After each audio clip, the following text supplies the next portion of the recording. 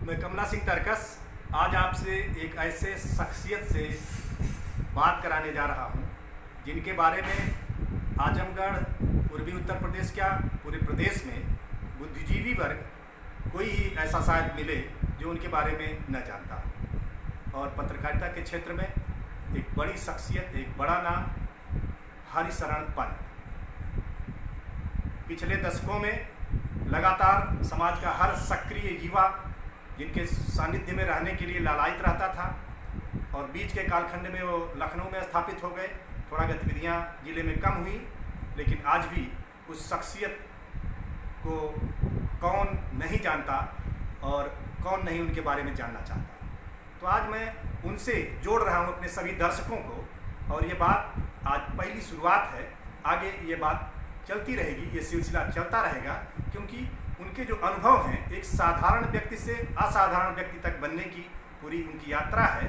वो स्वेच्छा से आज जहाँ चाहेंगे शुरुआत करेंगे, फिर क्रमशः हम उनके व्यक्तित्व के बारे में भी और उनके विचारों के बारे में भी, वो लोगों से क्या कहना चाहते हैं, युवाओं से क्या कहना चाहते हैं, जनता से क्या कहना चाहते हैं, इस पर हम आज एक शुरुआत कर रहे हैं, एक गंभीर शुरुआत कर रहे हैं। और इसके लिए हम उनके लिए शुक्रगुजार भी हैं कि उन्होंने हमें समय दिया, और समय पर आज हम उनके साथ बैठे हैं आजमगढ़ स्थित उनके आवास पर। और इस बातचीत में मैं उनसे निवेदन कर रहा हूं कि वो अपनी बात शुरू करें।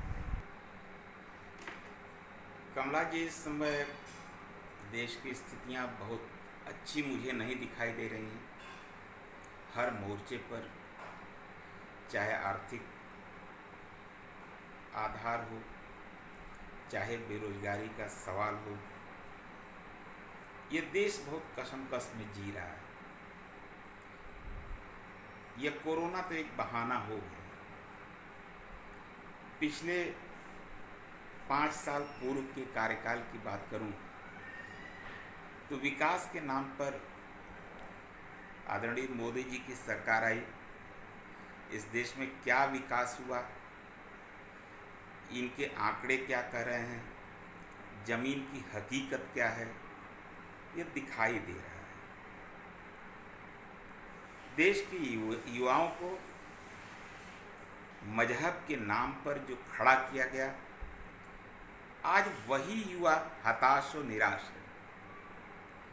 मुझे व्यक्तिगत तौर पे तकलीफ सिर्फ इतनी है कि इस देश का जो एक खूबसूरत सा गुलदस्ता आज़ादी के दीवानों ने इस देश के हुक्मरानों को दिया था, वह गुलदस्ता टूट कर बिखर रहा है। ये गुलदस्ता जिसमें गुलाब भी थे, चंपा भी थी, चमेली भी थी, और ढेर सारे हमारे उसमें खुशबूदार पौधे थे, उस गुलदस्ते से एक एक फूलों को निकाला जा रहा है, उसका प्रयास किया जा रहा है। इस बात का मुझे व्यक्तिगत बहुत तकलीफ है, लेकिन इस देश के युवाओं से भी तकलीफ है कि वह न तो अपने भविष्य के बारे में सोच रहे हैं, न तो वह अपने देश के बारे में सोच रहे हैं। वह आखिर कर क्या रहे हैं यह मुझे पता नहीं है। आज 2 करोड़ पढ़े लिखे बेरोजगार हो गए। मेरे कई जानने वाले ऐसे हैं जो गुड़गांव से लेकर दिल्ली तक लाखों के पैकेज पर काम कर रहे थे, आज वह सड़कों पर है। यह हताशा और निराशा उनकी भीतर ही नहीं है, वह हताशा निराशा उनसे नीचे के शिक्षा प्राप्त किए नौजवानों में भी है। शिक्षा का बाजारीकरण, शिक्षा का जो उद्देश्य था वह तो कांग्रेस के ज़माने में भी नहीं पूरा हुआ, लेकिन मोदी जी की सरकार में और बुरा हाल हुआ। हम ये नहीं कह रहे हैं कि कांग्रेस ने इस देश को बहुत अच्छी शिक्षा व्यवस्था दे दी थी, लेकिन यह जो शिक्षा व्यवस्था देने जा रहे हैं वह इस देश को और बर्बाद करेगा। यह आत्मनिर्भर भारत की बात कर रहे हैं। भारत कैसे आत्मनिर्भर होगा? क्या एक दिन में हो जाए? 60 साल में जो ढांचा बना था, उस ढांचे को मोदी जी की सरकार ने तोड़ा है। जो सार्वजनिक उपक्रम के संस्थान थे उनको बेचा जा रहा है। कैसे आत्मनिर्भर होगा भाई? गांव का जो कुटीर उद्योग पहले से ही हताश और निराश की स्थिति में था, वह आज कोरोना काल में और बदहाल हो गया। आपने 20 लाख करोड़ का पैकेज दिया। हम मानते हैं कि आपने बैंक के उन अच्छे खाता धारकों को वह लोन दे दिया, लेकिन जो ठेले वाले थे, आज बैंक उनको 10,000 रुपये देने में आनाकानी कर रहे हैं। वो बदहाल जिंदगी जी रहा है। आपका काम जमीनी स्तर पर सही नहीं है। आपके पास इतनी लंबी फौज है। आरएसएस का मैं सम्मान करता हूँ, वैचारिक तौर पर सम्मान नहीं करता हूँ, लेकिन उनके समर्पण का सम्मान करता हूँ कि वक्त बेवक्त वह हर जगह खड़े होते हैं। समाज सेवा का ढोंग ही, लेकिन वह करते। आप उन्हीं को लगा दो ना गांव में लगा दो कि कम से कम जो आज के दिन में बदहाल जिंदगी जी रहे हैं उन्हें कैसे राहत दी जा सकती है। वह आपके आरएसएस से कार्यकर्ता क्यों नहीं निकलते? हम दूसरे दल को इसलिए नहीं कहेंगे कि उनकी सरकार नहीं है। आपकी तो सरकार है। आप अपनी सरकार की छवि एक बनाना चाह रहे हैं तो जमीनी हकीकत के लिए जमीन पर कार्यकर्ता भेज दो। आप कहते हैं भाजपा के इतने हमारे सदस्य हैं, शहरी क्षेत्रों में उनको लगा दो, लेकिन कुछ तो करो भाई। देश बहुत बदहाल हालत में है। आने वाला दिन और भी बदहाल हालत में दिखाई दे रहा है। आपका विकास दर -23 कुछ हो गया, फिर भी आप कह रहे हैं कि हम देश को आत्मनिर्भर बना रहे हैं। आप जब कोई कठिन समय आता है तो केवल कोरोना पर संबोधन करते हैं देश को, लेकिन और भी तमाम सवालात हैं जिन पे आप चाहो तो देश की जनता से बातचीत कर सकते हैं, लेकिन तब आप प्रधानमंत्री जी बात नहीं करते। प्रधानमंत्री जी, निश्चित तौर पर आप अच्छे व्यक्ति हैं।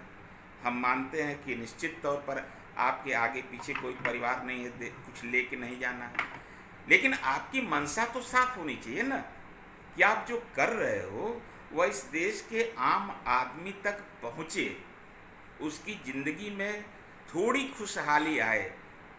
आप कहते हो कि 70 साल में कुछ नहीं हुआ, तो आप बताओ ना कि जो इतने बड़े देश में इतना बड़ा सार्वजनिक उपक्रम बना हुआ था, उसे आप बेच करके कौन सा देश बना रहे हैं?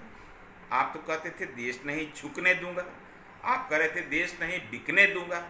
आप कर क्या रहे हो? आप सोचो तो। इसलिए कि आज भी दुनिया में जब सेकेंड वर्ल्ड वार की बात होती है तो हिटलर को कोई मोहब्बत की निगाह से नहीं देखता। इसलिए आदरणीय प्रधानमंत्री जी, मेरी सलाह है कि ठीक है आपकी नीतियां जैसी भी हों, लेकिन आप जन विरोधी न कहलाएं। मेरी शुभकामना है आपके लिए। निश्चित तौर पर आप देशभक्त हैं। आप किसी स्तर पर, किसी मोर्चे पर मुझे सफल दिखाई नहीं दे रहे हैं। इतनी त्याग तपस्या के बाद एक संत प्रधानमंत्री पाकिस्तान का जवाब नहीं दे पा रहा है, चीन का जवाब नहीं दे पा रहा है, मीडिया पर बंदिश है, लोकतंत्र पूरी तरीके से आज कसमसा रहा है, सच बातें आ नहीं पा रही हैं। सोशल मीडिया पर अनाप शनाप जो चाहिए डाल दीजिए और अफवाहें फैला दीजिए। आपके पास एक ऑथेंटिक सूचना का तंत्र होना चाहिए जो सच बात बताए। आप वो सामने नहीं आने दे रहे। इसलिए इस देश के संत प्रधानमंत्री, इस देश के ईमानदार प्रधानमंत्री को मेरी सलाह है कि वह देश की जनता से समय निकाल करके बातचीत करें। और मुझे ताजुब होता है कि इतने अच्छे प्रधानमंत्री पूरे प्रधानमंत्री काल में आज तक कोई प्रेस वार्ता ही नहीं की। भाई ये कौन सा आपका तरीका है? आप समय निकालो। आप 18 घंटे काम करते हो, उस 18 घंटे में कभी 1 घंटे तो प्रेस के लिए निकाल दो। देश की जनता जान तो पाए कि आप कर क्या रहे हो हमारे लिए। हमें सिर्फ तकलीफ इसी बात की है कि प्रधानमंत्री जी की पारदर्शिता मुझे दिखाई नहीं दे रही। दो उद्योगपति घराने हैं, हम उन पर कोई टिप्पणी नहीं करना चाहते हैं, इसलिए कि इन दोनों उद्योगपतियों का सम्मान आज भी देश में वह नहीं है जो टाटा और बिड़ला का हुआ करता था। ये चाहे पूरे दुनिया के मालिक बन जाए, लेकिन इस देश में अगर उद्योगपतियों के सम्मान के नाम पर हम देखते हैं तो केवल दो नाम आते हैं, टाटा और बिड़ला। अडानी और अंबानी को ये देश कभी सम्मानजनक स्थिति में नहीं देख सकता, चाहे उस देश के मालिक ही क्यों न हो जाएं, लेकिन मेरी निगाह में सम्मान नहीं है। इसलिए मैं प्रधानमंत्री जी फिर अपील कर रहा हूँ, आपसे निवेदन कर रहा हूँ कि आप जनता से रूबरू होइए। केवल कोरोना काल में आपके संबोधन से आपका तो हर हुक्म देश मानता है। आपने कहा घर में रहो, घर में रहे।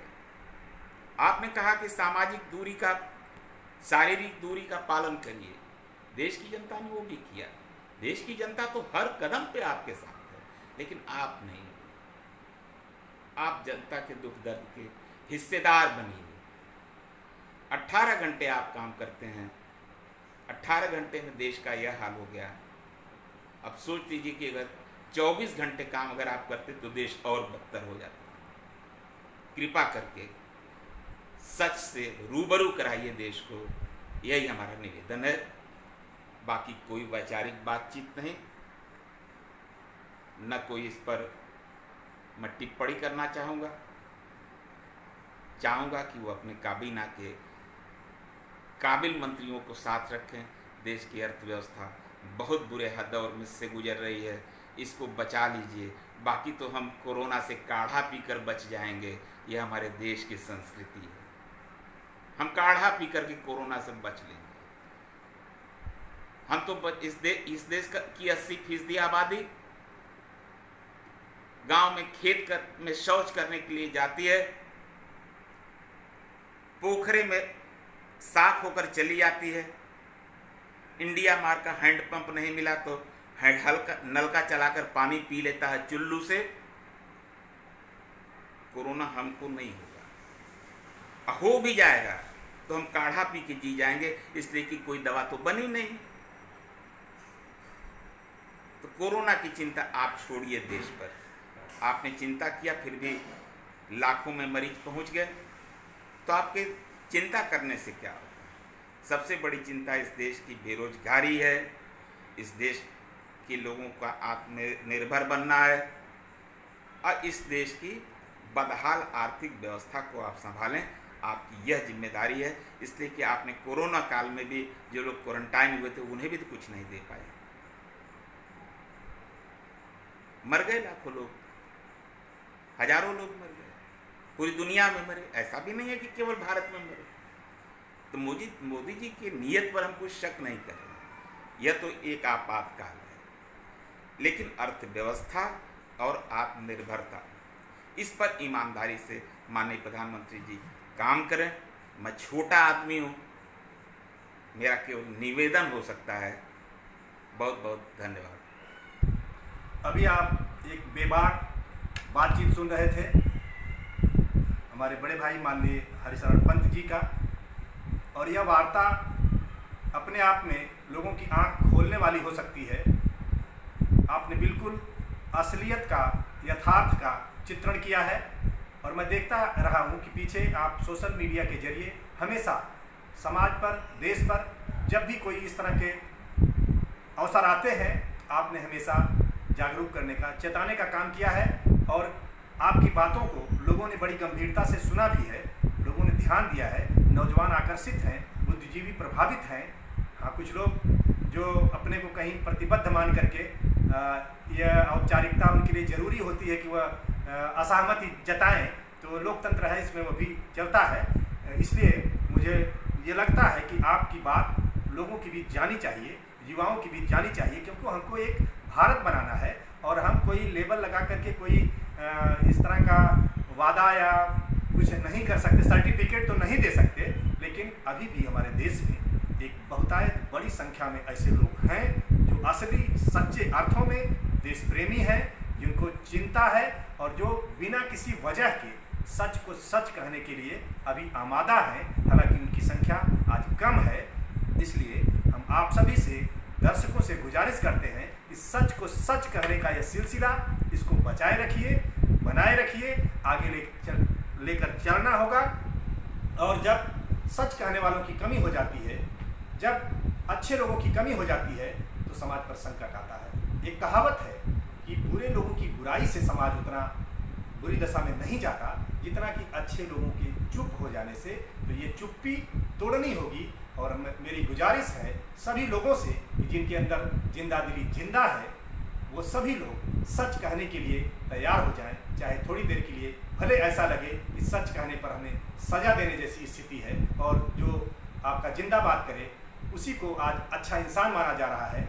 और आगे हम इस पर बात करेंगे। अभी बहुत सारे मुद्दे हैं मीडिया का, क्योंकि आप मीडिया से सीधे जुड़े हैं और मीडिया के बारे में आप बहुत अच्छी जानकारी रखते हैं। तो अगले एपिसोड में हम मीडिया पर भी बात करेंगे और आपके व्यक्तिगत जीवन पर भी बहुत सारी चीज़ें हैं जो हमको प्रेरणा देंगी, जिनसे हमें सीख मिलेगी। उस पर हम बात करते रहेंगे। और मैं चाहता हूं कि जिंदा दिली जिंदा रहे। इस लाइन के साथ अपनी बात स्थगित करूंगा कि जिंदगी जिंदा दिली का नाम है, मुर्दा दिल क्या खाक जिया करते हैं। इसलिए जिंदा दिली से भरे लोगों, एक बार फिर तैयार हो जाइए इस देश को अपना वो देने के लिए जिसकी देश को ज़रूरत है।